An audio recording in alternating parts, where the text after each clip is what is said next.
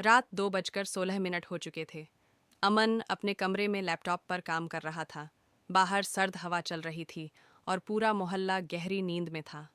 तभी थक थक थक उसके कमरे के दरवाजे पर 3 बार दस्तक हुई। अमन चौंक गया।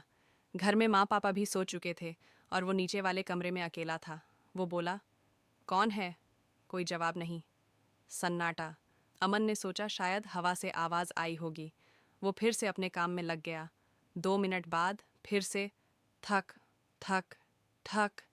इस बार दस्तक ज़्यादा साफ थी। वो झुंझलाकर गुस्से में उठा और दरवाज़ा खोल दिया। कौन है? मजाक मत करो। बाहर कोई नहीं था, सिर्फ ठंडी हवा। गैलरी की लाइट अपने आप झट से झिलमिलाती हुई बुझ गई। अमन की रीढ़ में सिहरन उतर गई। वो वापस कमरे में आया और दरवाज़ा बंद करके कुंडी लगा दी। बैठते ही पीछे से फुसफुसाहट सुनाई दी, मैं अंदर ही हूँ। अमन का दिल रुकने जैसा हो गया। उसने धीरे से मुड़कर देखा। कमरे के कोने में एक परछाई झुककर कुर्सी पर बैठी थी। उसके चेहरे पर कोई फीचर्स नहीं थे, सिर्फ काली स्याह जगह। परछाई ने बहुत धीमे सुर में कहा, पहली दस्तक आने की थी। अमन उस परछाई को देखते हुए धीरे धीरे पीछे हटने लगा। परछाई बोली, दूसरी दस्तक बुलाने की थी। अमन ने डर के मारे दीवार के सहारे खड़े होकर अपने फ़ोन की फ्लैशलाइट ऑन की।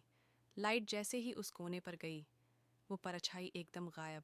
और फिर उसी पल उसके ठीक कान के पास एक सांस, बहुत नज़दीक से, तीसरी दस्तक, जाने की नहीं होती।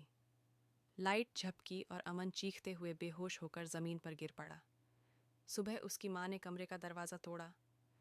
अमन ज़मीन पर था, आंखें खुली, पर पुतलियाँ गायब, और दीवार पर लाल कोयले से लिखा था, दस्तक सुनी थी ना, तो जवाब क्यों नहीं दिया?